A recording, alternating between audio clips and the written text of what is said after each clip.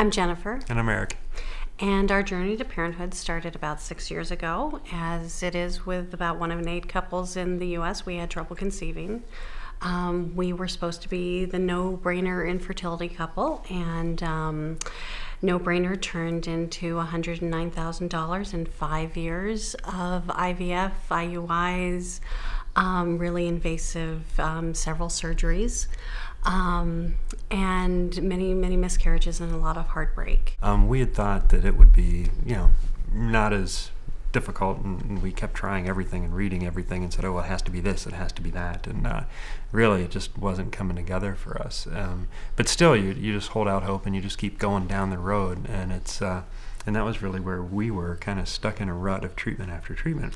Our hearts were always open to the concept of adoption, and we just kind of came to a point where it was more important to be parents than it was to look at someone and see maybe my eyes or his nose or something like that. And so we started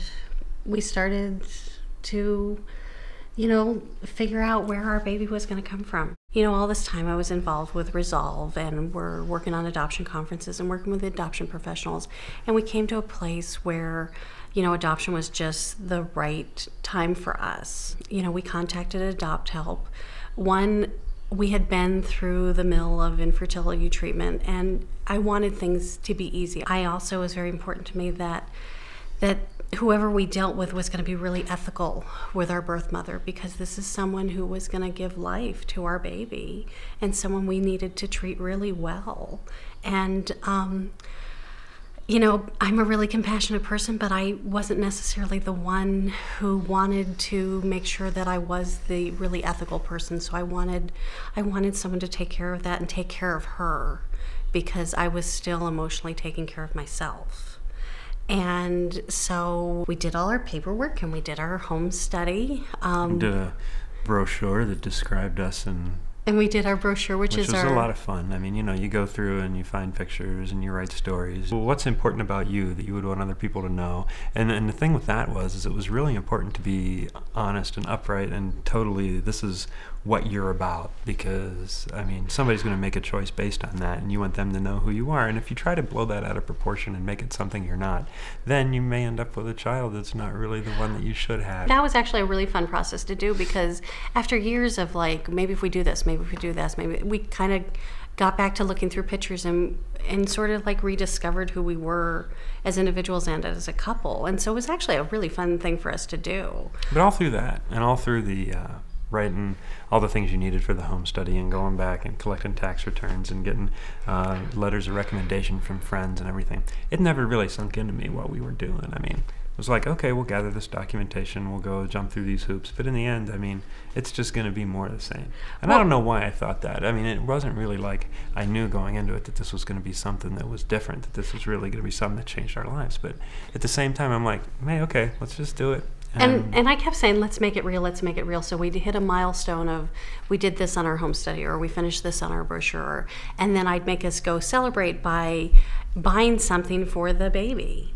And it was really interesting because we didn't really do rhyme or reason. We made sure we had a car seat in case we had to suddenly fly off. And I used to joke with people that I'd say, well, they told us it would be six to 12 months. And then I'd say, but every now and then there's last minute placements, so it could be right now. And I'd look at my phone, and then there'd be this tense moment, and then everyone would giggle. And that's how it came down for us, is we got a last minute placement. We were having breakfast on a Friday morning, and I was getting ready to have lunch with my girlfriend, and she called to confirm lunch. And while I was on the phone with her, I got another call, and it was AdoptHelp, and we had just gotten a new caseworker the day before, and I had called her to just introduce ourselves.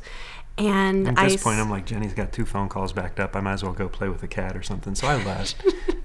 And so I clicked over, and I think I kind of said something like, hey, you're so-and-so, and you're our new caseworker, and nice to meet you, and you're just calling to introduce yourself. And she said, well, that's true, but I'm also calling to tell you that there's a woman in labor, and she's picked you. And my heart stopped, and I thought, I was planning to go take a nap. I wasn't planning to become a mother. And I don't know. Then there was like this whirlwind of activity in the house, and they're like, well, I think if we're going to go down there and pick up a baby, we got to make sure we have the car seat and the stroller. So okay, check that. And then how long will this be? Well, actually, you didn't want to put this. You didn't want to put the car seat in the car, and I was like, we're coming back with a baby. We need a car seat, and we're running around the house, and we're like showering and screaming at each other, like, what did we wear? What do we wear? Like, there's a woman in labor. She doesn't care, like, what flags I have. We have an hour and a half to figure it out. We'll figure out what we have to say. We'll put on some clothes that are reasonable. I just came back from a business trip, so I just threw some stuff in the backpack that I brought back with me, and like, okay, we have a change of clothes. I think that's all we need, a bottle of water. Okay, let's go. And then on the way down, I'm like, okay, well, I'm going to call my folks. And so I called them before we even got on the freeway, and just to say, hey, we're going down to pick up your granddaughter. And that was pretty cool, because they were like, birth mother wants you to hurry up and get down there because she wants to meet you before she goes and delivers the child. And we're like, yeah, that would be nice.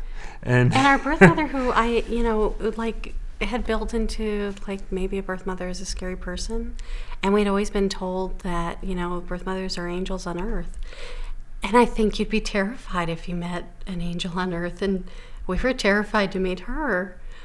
But still. But, like, really, she wanted us there for the birth because as she said, I want her to go from my womb to your arms. And that's exactly what happened.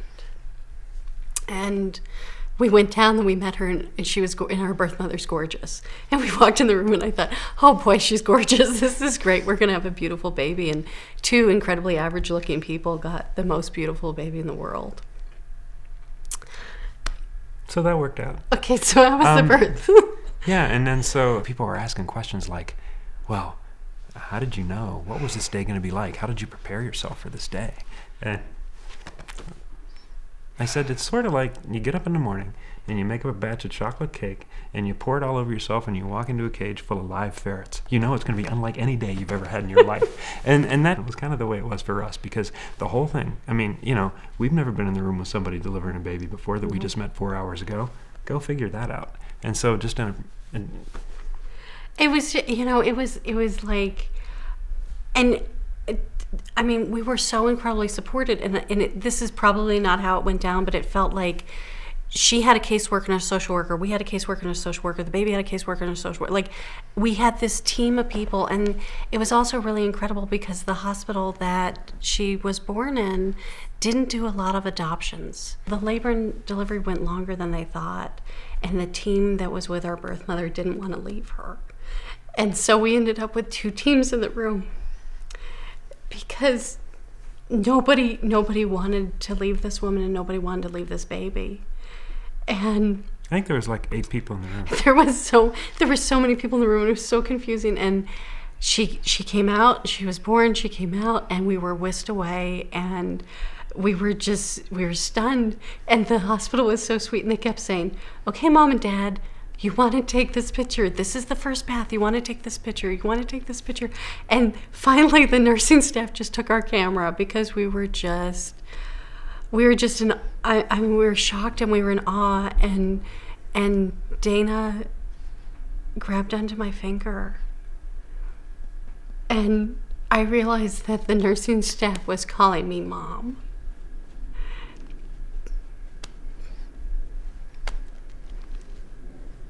Yeah, you. Yay me.